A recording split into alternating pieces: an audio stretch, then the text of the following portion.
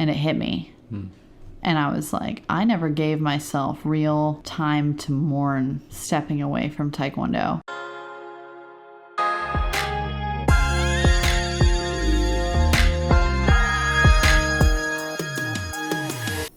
All of my decisions when I was younger, probably from like the age of 11 to the age of 21, were all centered around taekwondo.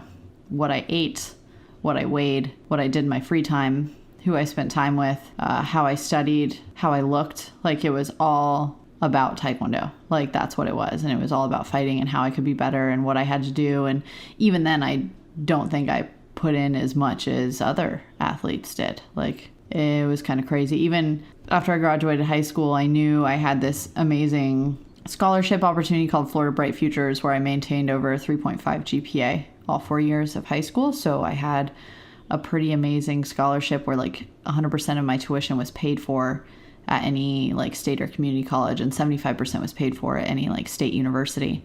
So I knew I was just going to go to a state college or community college so I can continue to compete. Like, that was the main driving force. And I'm like, it's paid for. Let's do it. I just didn't know where. And I decided on Fort Myers, Florida to train with Toby Oliver at World Championship Taekwondo. And it was one of the best gyms on the East Coast. And I went down there and I had like a very successful 3 years of working for him and teaching martial arts, and it was my whole life. And it was just this perfect opportunity to be able to kind of dive in. And that's when I got to train in Switzerland and compete in Germany and go to Canada and all this really fun stuff and kind of push myself. And then I reached a turning point where I realized I'm either going to have to go to school and become an athletic trainer the way I've always wanted to be, or I'm going to have to put this off and I'm going to keep competing and I'm going to go to the Olympics. Like, it was like one or the other. You know, I'm going to make world team, or I'm going to go to the Olympics and I'm going to do it. And it took a lot, and it was a lot of soul searching, and it was a lot of considering and a lot of sleepless nights. But I finally decided that I really, really just want to be an athletic trainer. And if I wanted to, I could always get my degree and then go back to competing if that's what I wanted. So I moved from Fort Myers to Orlando, Florida, and started my education at University of Central Florida. Go Knights. And it was amazing. It was everything I could want it to be. And it was as intensive as they had warned me about. I was putting in 40 to 60 hours a week doing internships and volunteer work and being the president of the Student Athletic Training Association and just being as involved as I possibly could. But it was also a huge transformative time, and I don't think I really realized it. Like, I moved away. I broke up with a guy that I'd been dating for over 5 years. So since I was like 16, I stopped doing Taekwondo, which I had been doing for more than I hadn't been doing at that time.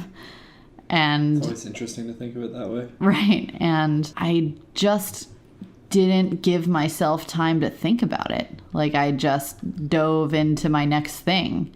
And then before I knew it, I was having severe anxiety and not taking care of myself. And of course, it was my first real college experience. Even though I was almost 22, I was partying and I was having a great time. But, you know, partying comes with like not taking very good care of yourself or worrying about your health and your mental health. And I remember reading a quote, and it said, "Every athlete dies twice."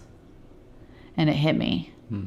And I was like, I never gave myself real time to mourn stepping away from Taekwondo. And I still think about it, and I still kind of get sad. Of course. But like you said, you did more than you didn't in your time. Yeah, absolutely.